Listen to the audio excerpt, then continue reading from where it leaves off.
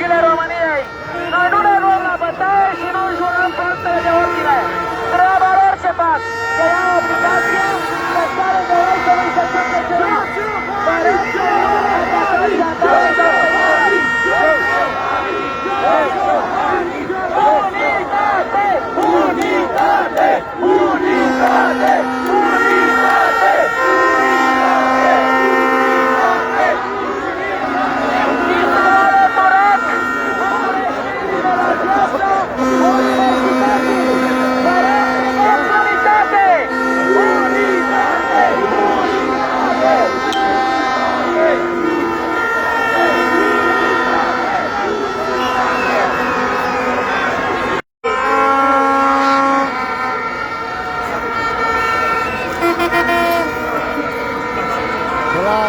Datorie aici.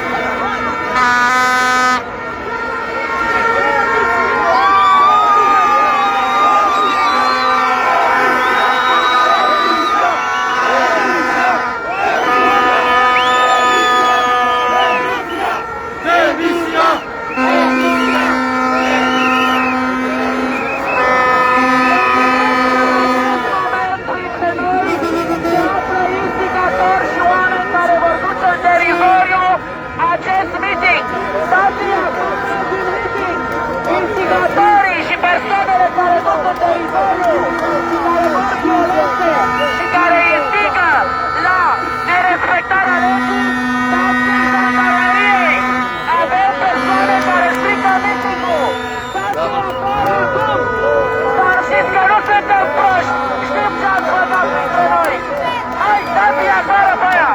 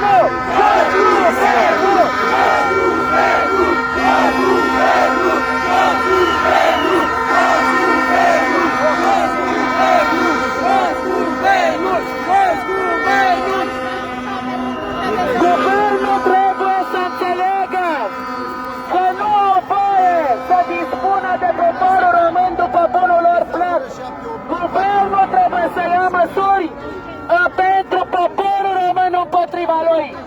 Nu pot să închizi în casă oamenii, înseamnă arest la domiciliu. Numai o instanță de judecată poate face acest lucru. Guvernul încalcă Constituția, încalcă toate legile și a bătut joc de Parlament pentru că și Parlamentul își permite să fie bătaia de joc a lui. Nu avem oameni care să apere poporul. Demisia! Demisia! Demisia! Demisia! Demisia! Demisia! Demisia! Demisia! Demisia! Demisia! Demisia! Demisia! Ieșiți din casă dacă vă pasă! Ieșiți din casă dacă vă pasă! Ieșiți din casă dacă vă pasă! Ieșiți din casă dacă vă pasă! Ieșiți din casă dacă vă pasă! Ieșiți din casă dacă vă pasă! Ieșiți din casă! Televiziunile au fost cumpărate cu 160 de milioane de euro să ne mintă! Desfințarea televiziunilor! Solicit desfințarea tuturor televiziunilor! Jos Antena 3! Jos Realitatea! Jos pe 1! Jos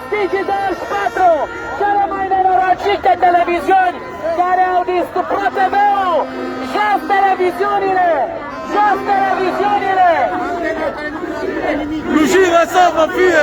Rușine! Rușine! Rușine să vă fie! Rușine! Rușine! Rușine să vă fie! Rușine! Rușine! Rușine să vă fie! Rușine!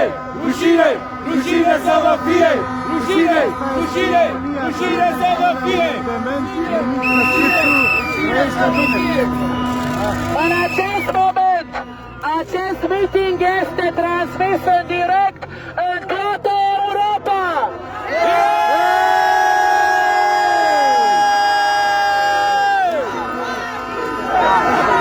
Libertate! Libertate! Libertate! Libertate! Libertate! Libertate! România s-a trezit după un an de zile de bătaie de joc, de crime. Stai că se rupe acolo! A fost nevoie să moară oameni ca să ajungem aici. De ce fac nenorociții ăștia aceste legi, aceste dispoziții?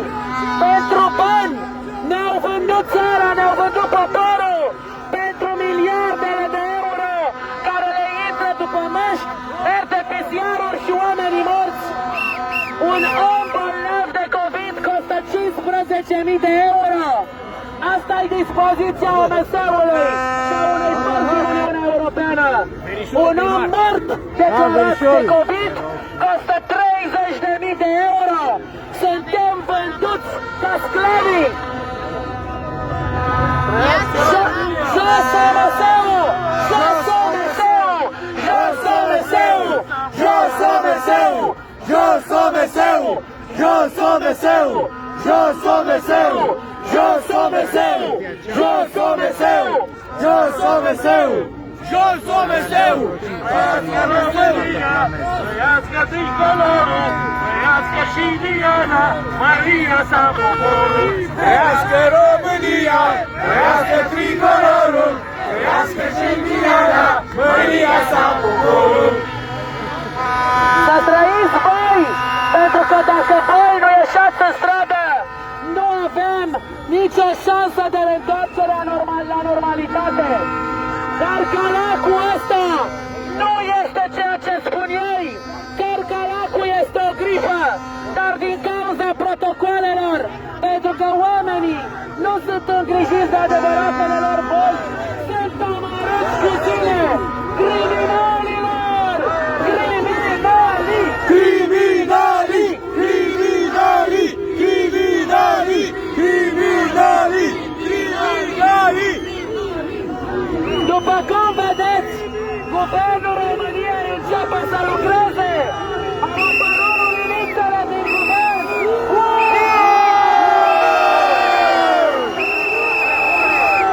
Demisia! Demisia! Demisia! Demisia! Demisia! Demisia! Demisia! Demisia! Demisia! Demisia! Demisia! Demisia! Demisia! Demisia! Demisia! În acest moment, Guvernul României trebuie să demisioneze. Este format de o putere politică care nu a câștigat alegerile. Este ilegal. Trebuie să avem un guvern de Uniune Națională care să fie condus doar de profesioniști, nu politicieni. Ne-am săturat de politicieni, ne-am săturat de trădătorii ăștia de 31 de ani. Demisia! Demisia! Demisia! Demisia! Demisia! Demisia! Demisia! Demisia!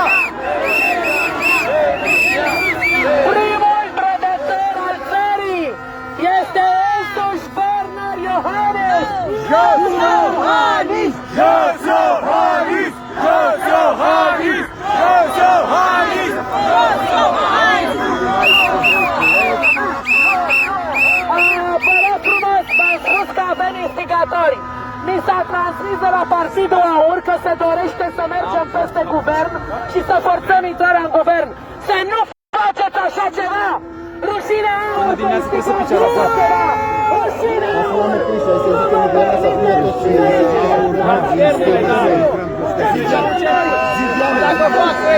Rușine aur. Stai aici, stai aici. Diana, Diana. Stai aici.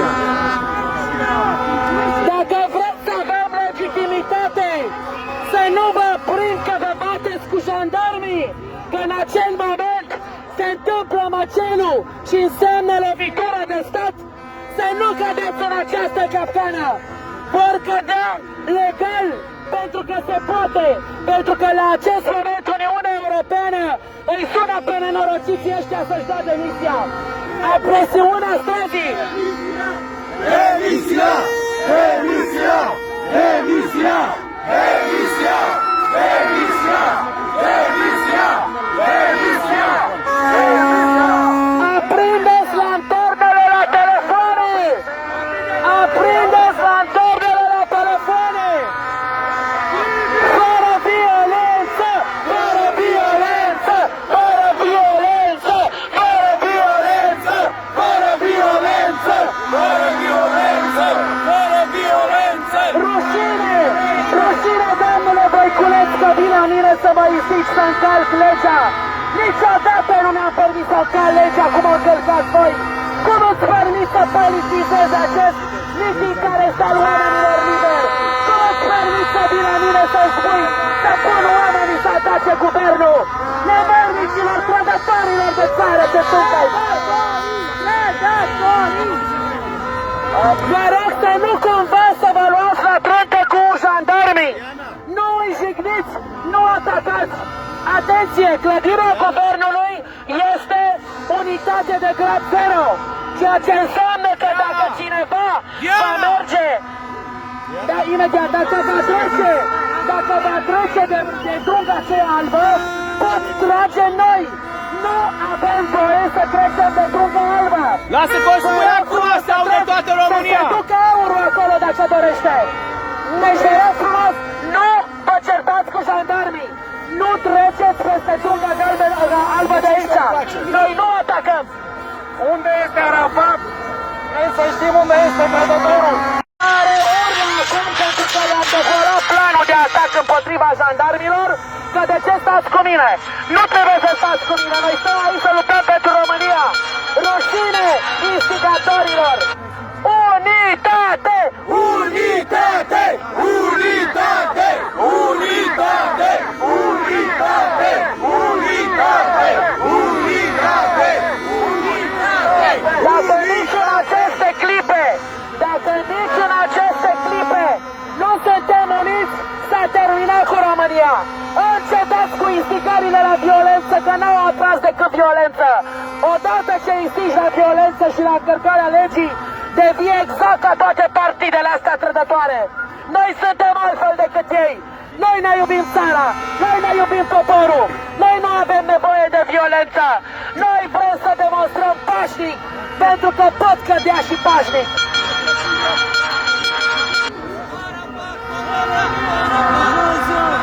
Unitate! Unitate! Unitate! Unitate! Unitate! Unitate! Unitate!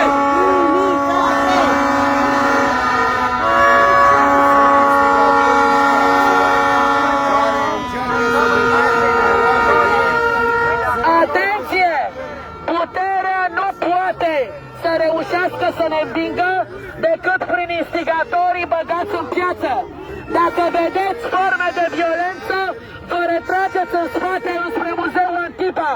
Lăsați-i pe instigatori și pe cei violenți și în treaba lor să ia jandarmeria. Noi nu ne batem cu nimeni. Noi nu atacăm nicio clădire a nimănui. Noi manifestăm conform Constituției României pașnic.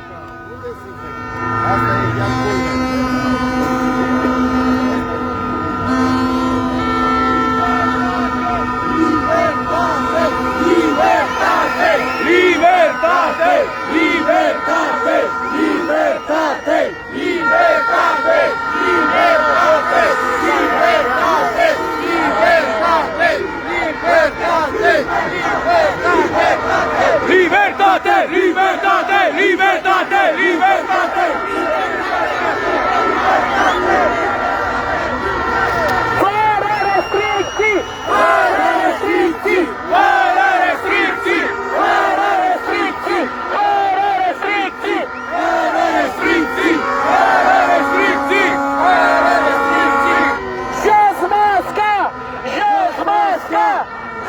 masca! Jos masca! Jos masca! Jos masca! Jos masca! Jos masca!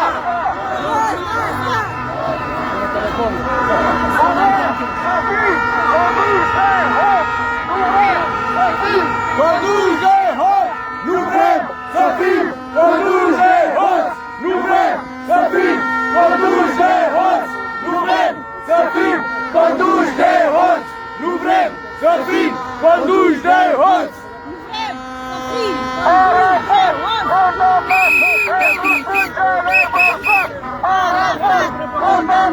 Pentru sângele vărsat! Arafat, condamnat! Pentru sângele vărsat! Arafat, condamnat! Pentru sângele vărsat! Arafat, condamnat! Am venit să-l iau pe vărul, să-l duc să-l judece acolo în țară!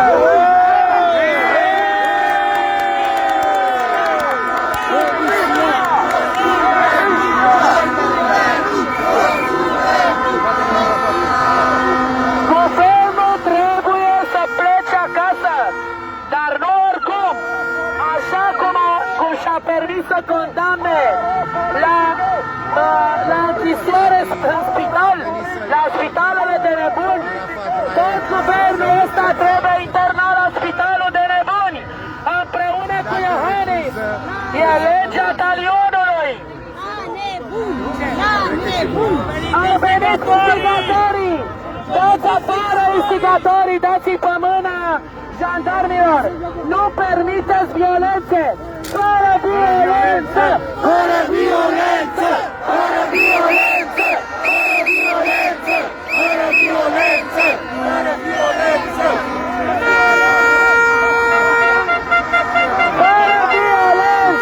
Fără violență! Fără violență! Fără violență!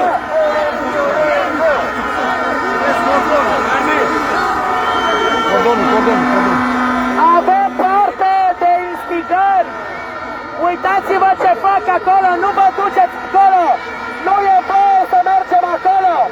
Înseamnă atac asupra guvernului! Dați-vă în spate! În momentul ăsta în spate! În spate! În spate! În spate! În spate! Delimitați-vă de violenți! În spate! Vă rog frumos că altfel ne arestează! În spate!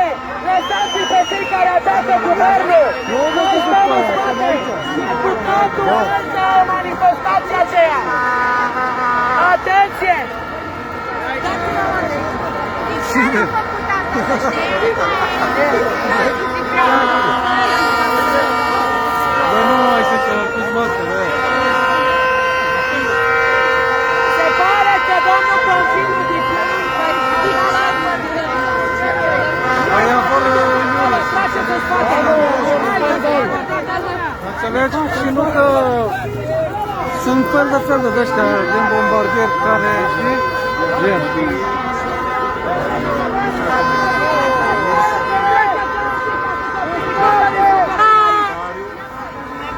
Să dați la bun la cap!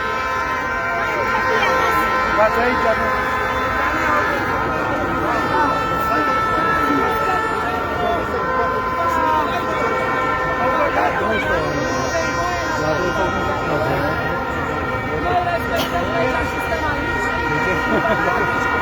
Speriam că nu aveau cu copii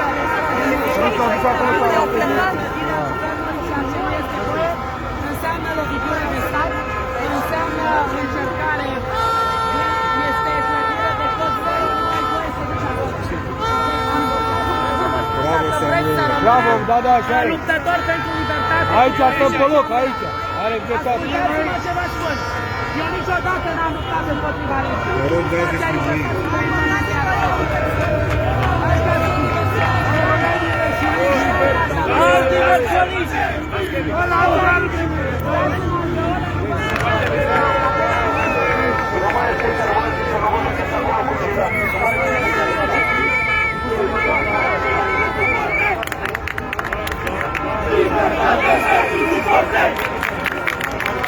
Libertate!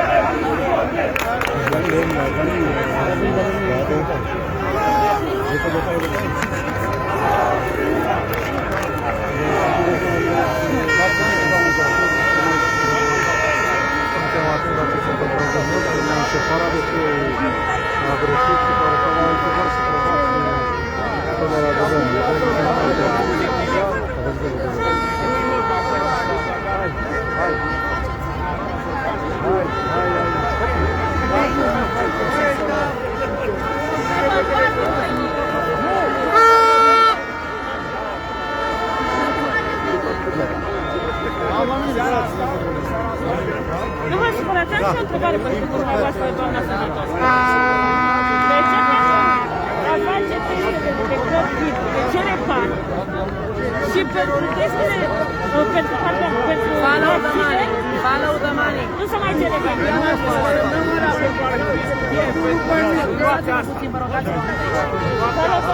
Salare de bani.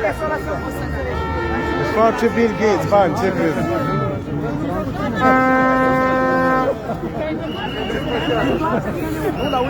Ce la 10? Cine la 10? La 10? Mâine se mai adună oamenii? La 10?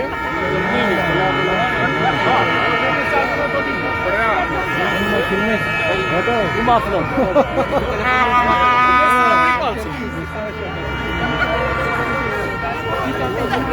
Dacă merge de colo,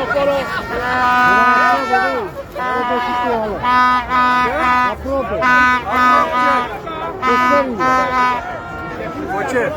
Ăsta nu știu. România ridică de... Da, probă. Hai că fac și o pauză de țigară.